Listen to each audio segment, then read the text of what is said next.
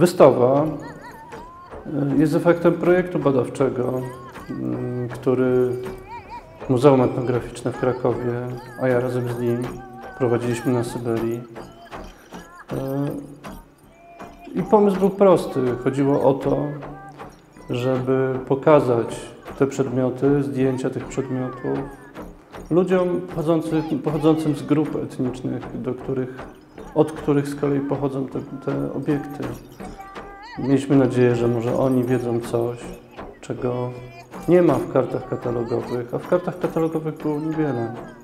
Kolekcja etnograficzna Muzeum Krakowskiego, ta pozaeuropejska, a ściślej syberyjska, ona była w dużej mierze izolowana. To nie jest taki zbiór, to nie jest taka kolekcja, która funkcjonowała w tak powszechnym obiegu jak, nie wiem, zbiory Kunstkamery, jak zbiory muzeum szwedzkich, fińskich, już nie mówiąc amerykańskich, gdzie wiadomo, że te zbiory są, że idą w tysiące obiektów i one gdzieś poprzez wystawy, katalogi, publikacje były udostępniane. I nagle się okazuje, że tu gdzieś w Krakowie, który słynie z wielu rzeczy, ale niekoniecznie z zbiorów etnograficznych pozaeuropejskich, znajdują się rzeczy unikatowe. Prowadzenie badań antropologicznych powiązanych z kolekcją jest wyraźnie wpisana taka podwójność spotkania. Z jednej strony jest to spotkanie ze zbiorami i z zagadkami, które w nie są jakby w nich ukryte, a z drugiej strony to jest spotkanie z ludźmi, którzy spowodowali, że te zbiory trafiły tutaj do Krakowa, że te zbiory w ogóle powstały. Zanim były zbiorami, były przedmiotami użytkowymi najczęściej, więc sam ten ruch kolekcji, sam ten ruch naszej uwagi, skupienia, on powoduje, że te spotkania są możliwe i one działają właśnie w różne strony. Myślę, że bardzo ważną sprawą jest to, że właśnie tutaj odżywa sens tych przedmiotów. Nie tylko to, że one są po prostu zgromadzone w magazynie i czekają na kogoś, kto się nimi zainteresuje, ale przede wszystkim pozwalają nam tworzyć relacje, tworzyć spotkanie. Oprócz innych przedmiotów są też trzy, które według mnie bardzo dobrze oddają istotę projektu badawczego, tego co robiliśmy na Syberii, ale też tej wystawy. I nie mam tutaj na myśli tych wspaniałych ewańskich futer, ale są to trzy niepozorne obiekty, trzy słoiki, na których Benedykt Dybowski napisał ścięgna reniferów, z których na Kamczatce robią nici. I rzeczywiście w słoikach są ścięgna reniferów zasuszone, bardzo nieatrakcyjne. Natomiast w Pietropawłowsku-Kamczackim spotkałem eweki. Eweki to w paszporcie ma napisane Lilia Slapowa, eweki to jej koreackie imię. I Eweki podzieliła się z nami wspomnieniem z dzieciństwa, podzieliła się z nami historią dotyczącą ścięgien renifera. Cofnęła się do czasów, kiedy była dziewczynką, kiedy mieszkała z rodzicami w tundrze wokół osady Oczajwajan. I była dziewczynką, która bardzo pragnęła nauczyć się robić nici, a te nici skręcano ze ścięgien reniferów, ale była dziewczynką, która nie mogła tego zrobić, nie była w stanie się tego nauczyć i bardzo cierpiała z tego powodu. Ale przyszedł moment, kiedy wróciła z pastwiska, kiedy usiadła przy ogniu, kiedy wzięła do ręki właśnie takie ścięgna reniferów i one same zaczęły skręcać się w nici. Полностью закрутила. Только тогда я сделала выдох. Я ей сказала, я научилась нитки делать. Это была радость, когда я была на 7-м небе, что я научилась нитки делать. Как-то митет викчажитчинак. Это я сказала, мама, я научилась нитки делать. Это было просто счастье для меня. I z tego momentu ja stała. Wspaniała historia, która otwiera przed nami te trzy obiekty, otwiera przed nami te słoiki i z tych słoików wypływają jak dżiny, jak duchy, słowa Eweki, które są wspaniałe, które przenoszą nas do innej rzeczywistości, które przenoszą nas do wspomnień i które przenoszą nas do istoty tego, czym te obiekty w ogóle są albo czym mogłyby być.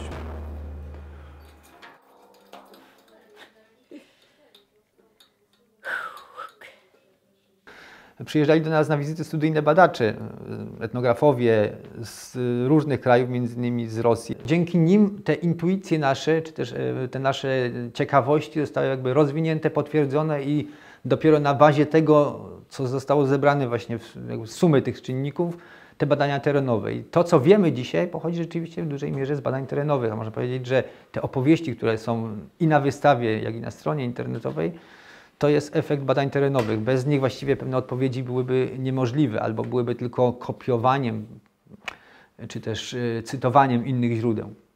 Nie wszędzie mogliśmy być, więc sam projekt badawczy skoncentrował się na kilku regionach, na kilku wybranych obszarach, a wystawa w jakimś sensie podąża tym tropem. Wchodzimy w 4 sale, w 4 różne, autonomiczne, odrębne opowieści. Każda z nich ma swojego bohatera. Pierwsza sala to sala poświęcona Nieńcom, poświęcona też postaci Izydora Sobańskiego. 5 przedmiotów, które łączyło jedno. I to była osoba Izydora Sobańskiego. Przywiózł Izydor Sobański. Skąd przywiózł, kiedy przywiózł, kim był Izydor Sobański i co to za rzeczy. Prawdziwym odkryciem dla nas było odnalezienie litografii XIX-wiecznej. Przenieśliśmy się nagle w czasie i zobaczyliśmy Nieńców ubranych w odzież, która jest tutaj w magazynie. Nakrycie głowy z łańcuchami i mosiężnymi kołami, plus kaftan z futra psa był całością. Kolejnym krokiem, jeśli chodzi o poznanie tych obiektów, było zrobienie kwerendy w muzeach na północy i o dziwo z jednego z muzeów w Narian Mar przysłano nam zdjęcie zrobione w 2004 roku, na którym widnieje osoba z nakryciem głowy bardzo podobnym do tego, który jest u nas w muzeum. Dowiedzieliśmy się, że zostało zrobione w 2004 roku w miejscowości Oma. Co mogliśmy my, jako etnografowie, jako ludzie zajmujący się tą kolekcją, zrobić? Jedyne co, to wyruszyć w drogę do miejsca, gdzie została ta fotografia zrobiona, do Omy, odnaleźć osobę, która widnieje na tej fotografii, zapytać ją, co to jest za dziwna czapka, którą pani ma na głowie. Zrobiliśmy to. Затем, вот вообще как эта шапка была использована. Вот я говорю, что на свадьбу одевали невесте один раз. Podobnie zresztą jak i kaftan, który nazwany panicą, który także ubierano podczas ślubu, podczas wielkich świąt, ale przede wszystkim był robiony przez matki córkom na czas ślubu. To są dla kobiet niemieckich bardzo cenne, święte rzeczy. Nigdy ich nie sprzedają i nigdy nikim się nimi nie dzielą. Невесты, да? Купил? Или просто... Женился, пожил с ней, да. Пожил с ней, да потом уехал к себе.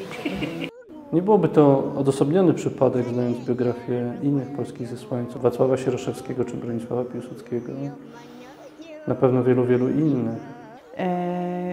Więc historia pomiędzy mężczyzną a kobietą, więc ta sala w naturalny sposób podzieliła się na lewą stronę, prawą stronę i centralnie znajduje się najważniejsza część tej historii, od której zaczęły się wszystkie poszukiwania, czyli prawdopodobne nakrycie głowy panny młodej.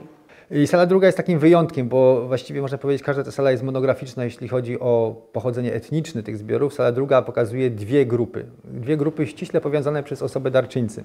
W tej sali bardzo inspirująca była fizyczność przedmiotów i futra, rodzaje futer, dużo różnych ciekawych innych materiałów. Mamy modele łodzi, mamy jakieś błony, mamy jakieś rodzaje wykorzystania skór, innych części zwierząt. Mamy też w końcu parkę, która jest zrobiona z piór, więc wszystko to tutaj gdzieś się pojawia. Jeśli chodzi o poziom darczyńcy, mamy do czynienia tutaj już z osobą chyba najbardziej znaną spośród wszystkich naszych darczyńców i osób, które są w kolekcji zapisane z imienia, z nazwiska. Wiadomo, Benedykt Dybowski, no można powiedzieć ikona polskich badań i polskiej obecności na Syberii. Tutaj koncentrujemy się na tym jego pobycie 4-letnim na Kamczatce i Wyspach Komandorskich. I tam poruszył go głęboko los Aleutów osiedlonych tam w pierwszej połowie XIX wieku w celu poławiania ssaków morskich na futra. i postanowił użyć ich egzystencji. Uznał, że wyspy Beringa ze względu na specyficzny klimat są idealnym miejscem do przesiedlenia tam reniferów. Opisał ten cały proceder, ale też poznaliśmy Gawryłę Czulewula, bohatera, można powiedzieć, sprawcę po tamtej stronie, po stronie właśnie Ewenów, tej całej naszej kolekcji eweńskiej, którą mamy. I mieliśmy jego zdjęcie. Aż prosiło się o to, żeby pojechać do Ewenów mieszkających w osadzie Anavgaj w centralnej Kamczatce, pokazać im to zdjęcie i zapytać, czy przypadkiem ktoś nie widział, czy przypadkiem nie jest to czyjś dziadek albo pradziadek, co oni o tym sądzą. Ты знаешь, кто это, Нина? Унган. Знаешь, кто? У Адукана Михаила Иннокентьевича. Михаил Иннокентьевич. Помните, вот Унгань, они вот, по-моему, и будут родниками. У Прокопия вот это стаж, у Прокопий умерли, так? Умерли. И с этой стороны вот этот у Михаила Иннокентьевича Адукана, вот это прямо сильно бадан.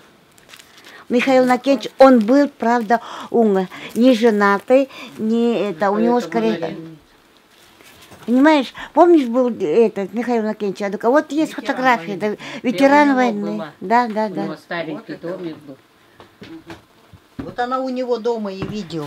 Вот Инна, это вот, видишь, как это же... Потому что я стала... Historia, która za nimi stoi, to co o nich wiemy, to co wiemy o nie tylko darczyńcy, ale o tym, od kogo te obiekty zostały pozyskane, w jaki sposób pozyskane, czym te obiekty były, czemu służyły, kiedy i gdzie były wykorzystywane, to wydaje mi się jest taką wartością dodaną do zbiorów.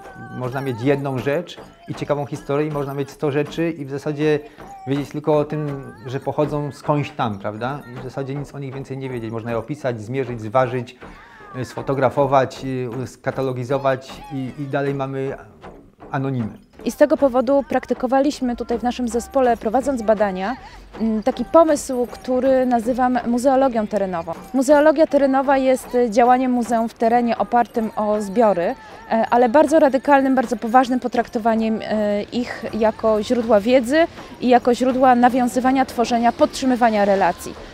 Uczestnictwo społeczności, z którymi pracowaliśmy, było fundamentalnie istotne i potrafiło zmienić kierunek naszych poszukiwań. I ich zaangażowanie, ich wpływ na kierunki, kolejne kroki, które podejmowaliśmy, był bardzo, bardzo istotny. Antropologia kulturowa jest przedsięwzięciem opierającym się na tym, że studiujemy, sprawdzamy, pracujemy ze społecznościami, których dotyczą zainteresowania czy tematy, które podejmujemy. Chciałabym, żeby ludzie, którzy przyjdą na tę wystawę, spotkali się z czymś nieoczywistym, z czymś takim wręcz niemuzealnym. Chciałam przede wszystkim uzyskać taki efekt trochę zanurzenia w tej przestrzeni, otoczenia nią, taki efekt spojrzenia na horyzont i dopiero gdzieś w tej pozornej pustce, bo w ten sposób o Syberii mówiliśmy, że ta pustka jest pozorna, pozwolić widzom odnaleźć obiekty, historie ludzi.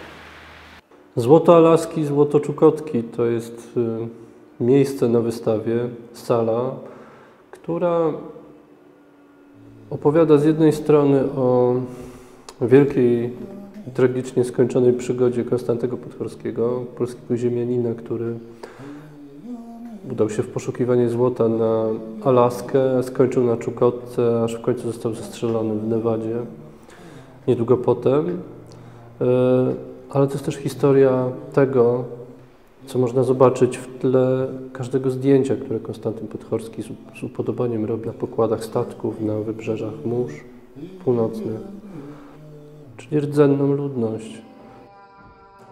Podhorski trafia tam jako biznesmen, spotyka się, z tego co wiemy, co możemy zobaczyć również na zdjęciach, zachowanych zdjęciach archiwalnych z Czukczami, że tak powiem, w przepływie między jednym a drugim kontynentem.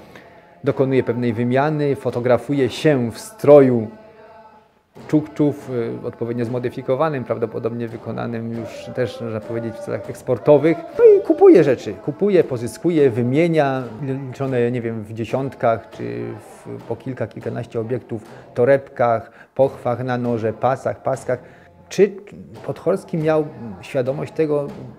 Trudno powiedzieć, ale dzięki temu możemy też spojrzeć, przyjrzeć się kulturze Czukczów i zobaczyć też coś, co rozwinęliśmy o wątek właśnie, który idzie w kierunku kultury duchowej. Warto przyjrzeć się pewnym obiektom, bo wśród tych ozdób, dekoracji mamy do czynienia też z czymś, co dla kogoś może być tylko czymś, co jest wytworem, nie wiem, formy, ozdobą, rzeźbą wykonaną właśnie na przykład w klemorsa czy w kości. A możemy z dużą dozą prawdopodobieństwa powiedzieć, że mamy do czynienia z amuletami, z czymś, co być może zostało już w jakiś sposób wykradzione, pozyskane, wyprzedane nawet, przehandlowane w okolicznościach mniej lub bardziej zacnych bądź niecnych, ale w ten sposób trafiały do obiegu obiekty, które być może jeszcze pokolenie czy dwa wstecz absolutnie by do obiegu nie trafiły. Ciekawa historia, ciekawa opowieść, dopełniająca troszeczkę i zmieniająca trochę ten taki stereotyp, że jeśli Polak i Syberia to tylko zesłaniec, to tylko katorga, to tylko te, można powiedzieć, martyrologiczne wątki. Spałem około 2 godzin, gdy pukanie do drzwi mnie obudziło. I na moje kamień wszedł majtek będący u steru i zapytał mnie, czy nie zechcę zobaczyć zorzy północnej. Zerwałem się jak sprężyna i poleciałem na pokład. Znalazłem się jak gdyby w najprzepyszniejszej szmaragdowej grocie olbrzymich rozmiarów. Zielone promienie, podobne do kryształów, najrozmaitszych odcieni, rozlatywały się od centrum kopuły niebieskiej, topiąc się w horyzoncie. Przelatującymi wężykiem jak małe pioruny, by się zanurzyć w morzu, które ze swej strony przybrało odcień płynącego srebra. Fosforescencja morza była rzeczywiście u szczytu. Wyglądała ona zupełnie jak pokryte świętojańskimi robaczkami, będącymi w nieustannym ruchu. Wrzucony w nie przedmiot, wpadając, wywoływał wrażenie, jak gdyby ktoś ze spodu prysnął rozpalonym do białości żelazem, a poruszona obok woda rozlatywała się w kółka, zmieniając barwy jak w kalejdoskopie. Zjawisko to trwało około 20 minut, po czym kolorowe światła zaczęły blednąć coraz bardziej, gubiąc się w przestrzeni, a jasno-szare niebo pokryte gwiazdami, niebo zimnej północy zajęło ich miejsce, budząc mnie jak z letargu i przypominając, że stałem skostniały między Arktykiem a cieśniną Beringa tylko w jednej bieliźnie. Opuszczamy Czukotkę, Kamczatkę czy Półwysep Kanin. Las Duchów to miejsce na wystawie. To sala numer 4, w której prezentujemy zaledwie 2 obiekty. Są to niewielkie drewniane figurki ubrane w futra, właściwie futerka wiewiórek, ale są to też przedmioty święte, pochodzące z kultury selkupskiej i według ludzi, z którymi rozmawialiśmy, z którymi ja rozmawiałem, są to też przedmioty żywe. To jest rodzaj tajemnicy, do której nie można zbliżyć się za bardzo, dlatego że jest to zarówno niebezpieczne, jak i niepotrzebne. To jest rodzaj tajemnicy, którą trzeba tylko rozumieć. A to, co możemy zrozumieć i to, co udało się zrozumieć podczas 2 pobytów w lesie Selkupów, jest to, że są to przedmioty naznaczone sakrum. Gdzie jest Las Duchów? Las Duchów jest na ziemiach zamieszkałych przez Selkupów. Jest to granica między tundrą a tajgą. Nieprzebytą tajgą, która według Selkupów jest włosami bogini Ilintuykota. Ale historia tych figurek jest też historią całego projektu. Jest historią dochodzenia do wiedzy o przedmiotach, obiektach, które zostały zgromadzone tutaj w kolekcji syberyjskiej. Dlatego, że ta droga prowadziła od samych obiektów, od magazynu, aż do samego miejsca, z którego one pochodzą. Вот, это, как тебе сказать? Как по-селькупски она называется? Кумян. Кумян. Кумян. Кумян. Форге, Форге. Как тебе сказать? Вот, лузья. Луз.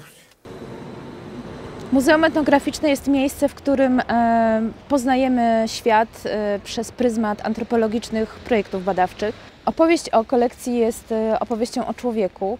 Cały czas skupiamy uwagę na relacjach łączących nas współczesnych z tymi ludźmi z przeszłości. Powoduje, że myślimy także o tych, którzy przyjdą po nas, rozumieć i studiować te materiały, które dzisiaj powstają.